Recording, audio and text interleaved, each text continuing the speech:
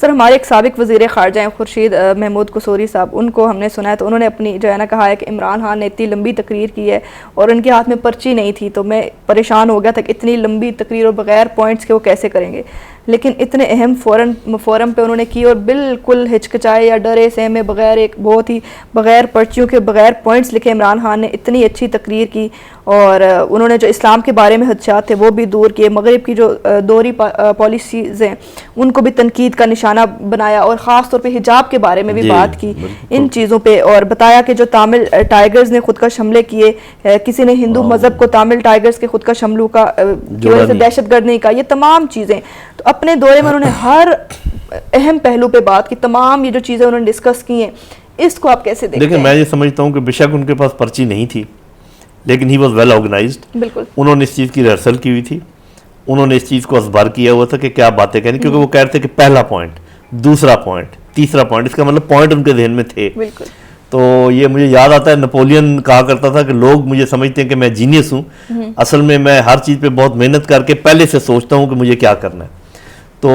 بے شک آپ عمران خان کو جینیس کہیں یا نہ کہیں، میں یہ سمجھتا ہوں کہ انہوں نے محنت بھی کی ہے، کوشش بھی کی ہے، اور وہ چیزیں ازبر کر لی تھیں جو ان کو وہاں کہنی تھیں، ورنہ یہ 30-40 منٹ کے اندر اتنی ساری باتیں کرنا کوئی آسان کام نہیں تھا، انہوں نے ہر چیز کا احاطہ کیا ہے۔ تو یہ میں سمجھتا ہوں کہ جو لوگ یہ سمجھتے ہیں کہ وہ بغیر تیاری کے آتا ہے یا صرف آف دی کف بولتا ہے، یا ایسے نہیں ہے، میرا خیال ہے کہ وہ بیٹھ کے پوائنٹ لکھتا ہے، تیاری کرتا ہے، اور اسی لیے وہ اتنے کانفیڈنس کے ساتھ ان چیزوں کو پیش کرتے ہیں۔ سر یہ تو آبویس ہے، اگر آپ نے اتنے فورم پہ بات کرنی اور آپ کے پاس پوائنٹس پہ نہ لکھیں تو آپ کو اس کے لیے پریکٹس کرنا پڑتا ہے، ہر چیز اپنے اندر اتارنی پڑتی ہے تاکہ آپ دل سے بول سکیں، اور دل سے کئی بھی بات ہی تو زیادہ اثر بھی کرتی ہے۔ ایسے ہی ہوا ہے۔ اچھا سر، وزیر اعظم عمران خان نے نہ صرف کشمیریوں کی ترجمانی کی، جو کہ خود انہوں نے کہا بھی تھا کہ میں سفیر بن کے جاؤں گا، بلکہ سب سے اچھی ترجمانی کی، بالکل بہت اچھی، یہ تو ہے، پورا عالم اسلام کا بوجھ انہوں نے اپنے کندھوں پہ اٹھایا، اور اسلام کے حوالے سے مغرب کا جو دورہ رویہ ہے اس کو تنقید کا نشانہ بنایا ہے، ساتھ ہی ساتھ تامل ٹائیگرز والا جو خودکش حملہ ہے اس پہ بھی بات چیت کی کہ ہندو کو ان کی وجہ سے دہشت گرد نہیں کہا گیا، لیکن اسلام کے معاملے میں اگر دیکھا جائے تو کیوں تمام دنیا کا رویہ دوہرا ہے، اور حجاب کے حوالے سے انہوں نے خاص طور پہ اس تقریر میں بات کی، تو اس حوالے سے آپ کیا کہیں گے؟ دیکھیں بات میرا اپنا یہ خیال یہ ہے کہ جو ہنٹنگٹن کی تھیوری تھی کلیش آف سیولائزیشنز، اس سے امپریس ہوا ہے مغرب، اور انہوں نے باقاعدہ یہ فیصلہ کیا ہے کہ مسلمانوں کے خلاف ایک پورا کیا جائے آرگنائزڈ، اور یہ کچھ لوگ کہتے ہیں کہ شاید یہ کانسپریسی تھیوری ہے، یہ کانسپریسی تھیوری میں مان لیتا اگر جتنے ملکوں پر آفات آئی ہوئی ہیں وہ سارے مسلمان نہ ہوتے، مطلب لیبیا، عراق، یمن، سیریا، اور even Middle East, Afghanistan, Iran, Pakistan, تو یہ بائی چانس تو نہیں ہے کہ بھی ہم ہی لوگ سارے اس میں گھر گئے ہیں، اس کا مطلب کوئی پراپر آرگنائز طریقے سے یہ کام سارے کیے جا رہے ہیں۔ تو اس لحاظ سے میں سمجھتا ہوں کہ یہ ایک وجہ ہے کہ یہ سارا معاملہ کس طریقے سے ہو رہا ہے، اور بڑا اچھا کیا کہ عمران خان نے اس کو ایک آگے سے ڈیفینڈ کیا ہے۔ اور یہ جو آپ نے دیکھا نا جو ملاقات ہوئی ہے 3 بڑے ملکوں کے سربراہوں کی، ترکی، ملیشیا اور پاکستان، یہ بڑا دور رس ثابت ہوگا، کیونکہ اس سے پہلے جو آپ سمجھ لیں لیڈرشپ تھی اسلامی دنیا کی وہ مڈل ایسٹ ملکوں میں تھی، اب وہ مجھے لگ رہا ہے کہ مڈل ایسٹ ملکوں سے نکل کر نان مڈل ایسٹ جو ملک ہیں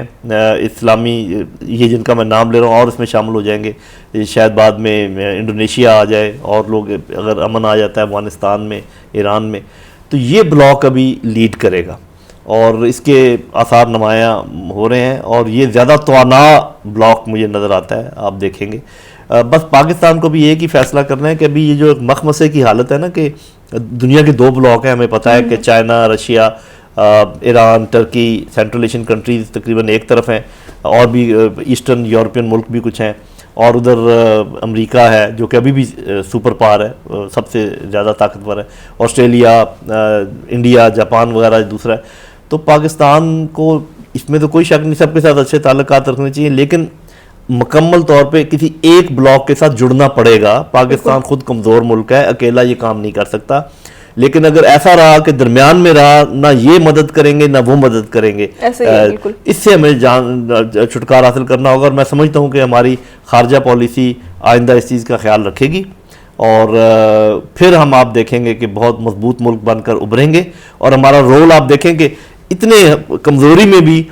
بات ہو رہی ہے کہ ٹرمپ اور ایران کے درمیان بات چیت اور سعودی عربیہ، تو یہ آخر کوئی تو بات ہے نا آپ کے ملک میں کہ یہاں تک بات. اور اگر آپ اندرونی طور پہ مضبوط ہو جائیں، اپنی اکانومی کو مضبوط کر لیں، جو میں سمجھتا ہوں کہ جالی کے مکڑی کے جالے کی طرح ہمیں پھنسایا ہوا ہے یہ. اگر ہم دنیا کے اکنامک سسٹم میں رہے،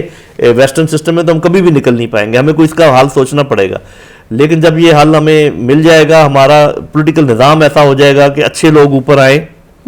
اور اس ملک کو ترقی کریں. آپ جیسے یوتھ جو ہیں وہ جب کام کرتے ہیں تو بہترین کرتے ہیں، تو مجھے لگ رہا ہے کہ پاکستان اللہ کے فضل و کرم سے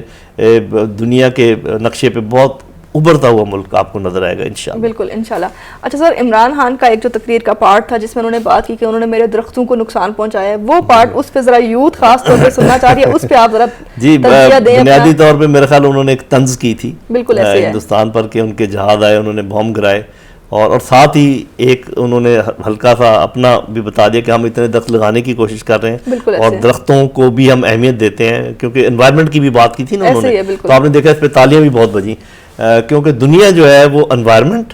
اور ہیومن رائٹ وائلیشن ان کی طرف زیادہ ابھی توجہ دیتی ہے. تو ہمیں بھی چاہیے کہ ہمیں یہ والا پہلو بھی سامنے لے کر آئے. تو میرے خیال اس سے انہوں نے ایک تیر سے دو شکار کھیلے کہ مذاق بھی اڑایا ہندوستان کا اور اپنا ایک انڈیا بھی دیا کہ ہم انوائرمنٹ کو کتنی اہمیت دیتے ہیں. سر، عمران خان کی جو ملاقاتیں اس میں جو طیب اردگان کے ساتھ ان کی ملاقات رہی، وہ ایک دیکھا جائے تو کیونکہ طیب اردگان نے کھلے عام الفاظ میں یہ کہا ہے کہ مقبوضہ کشمیر کو کھلا جیل انہوں نے قرار دیا ہے، تو آپ کو نہیں لگتا کہ ان باتوں کے بعد اور ان ملاقاتوں کے، یہ جو ملاقات ہے اس کے بعد ترکی اور پاکستان کے درمیان ایک نئے دور کا آغاز ہونے جا رہا ہے؟ ترکی اور پاکستان کے درمیان ویسے بھی تعلقات بہت اچھے ہیں اور اس میں کوئی شک نہیں، اور مضبوط ہو رہے ہیں. پہلے اردگان کو شاید کوئی تھوڑا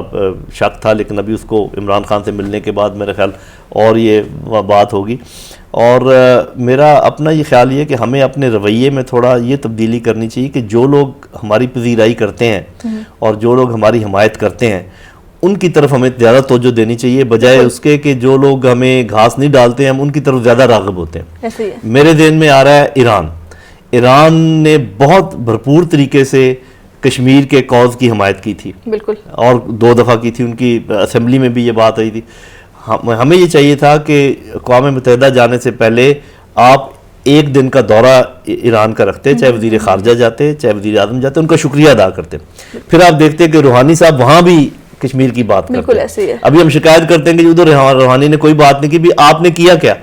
کہ جنہوں نے آپ کی حمایت کی ادھر آپ گئے نہیں، اور جنہوں نے آپ کی کھل کے حمایت نہیں کی ادھر آپ چلے گئے. میں مڈل ایسٹ کی بات کر رہا ہوں. تو یہ میرا خیال ہے کہ یہ جو ہے نا ایران اور مڈل ایسٹ کے درمیان بیلنس، قطر تو پہلے ہی کوئی مسئلہ نہیں ہے کیونکہ وہ تو اس کے تو تعلقات ٹھیک ہیں، مسئلہ صرف یو اے اور اس کا سعودی عربیہ کا ہے. تو ٹھیک ہے، بڑے ہمارے پرانے تعلقات ہیں، بڑی ہماری مدد کرتے ہیں، لیکن we have to balance it. Iran کو آپ اتنا نیگلیکٹ نہیں کر سکتے جیسے آپ نے اس دفعہ کیا، اور پھر جب انہوں نے جواب دیا تو پھر آپ کو شکایت ہوئی ہے. تو میرا خیال ہے کہ ہمیں اپنا رویہ دیکھنا چاہیے کہ جو لوگ آپ کو دباتے ہیں آپ ان کو اپیز کرتے ہیں، بالکل ایسے، اور جو لوگ آپ کے ساتھ دینا چاہتے ہیں ان کو آپ اس طریقے سے جواب نہیں دیتے.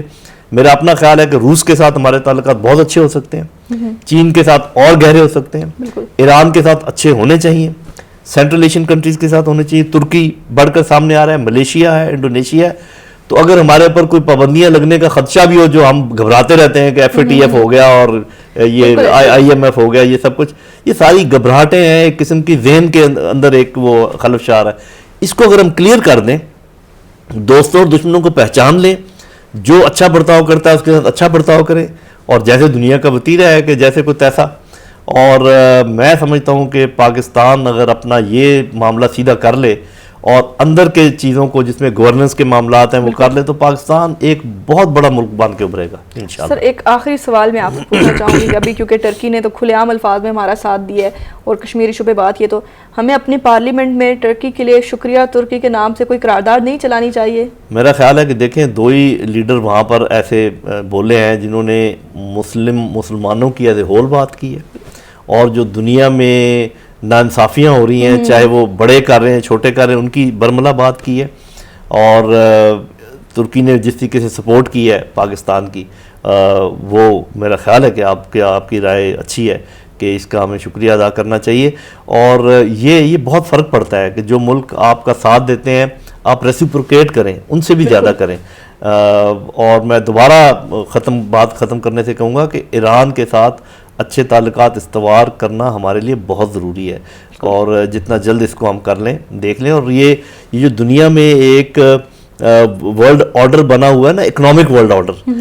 یہ بڑا سپریسو ہے، بڑا اپریسو ہے چھوٹے ملکوں کے لیے. اس سے ہمیں نکلنا ہوگا، اور اس سے نکلنے کا طریقہ یہی ہے کہ آپ چائنا، رشیا اور یہ جو بلاک میں جس کا ذکر کر رہا تھا، جن کے اوپر وہ پابندیاں لگانے کی کوشش کر رہے ہیں، ان کے ساتھ مل کر کوئی ایسا نظام وضع کریں کہ امریکہ کی لگائی پابندیاں کم از کم اتنا افیکٹ نہ کریں. کیونکہ اب تو امریکہ خود ہی ایک پابندی لگا دیتا ہے کہ جی آپ چونکہ اس کے ساتھ تجارت کر رہے ہیں لہذا آپ پر ہی پابندی لگائی جاتی ہے. تو امریکہ کی چونکہ بہت زیادہ تجارت ہے دنیا میں، تو افیکٹ کرتی ہے.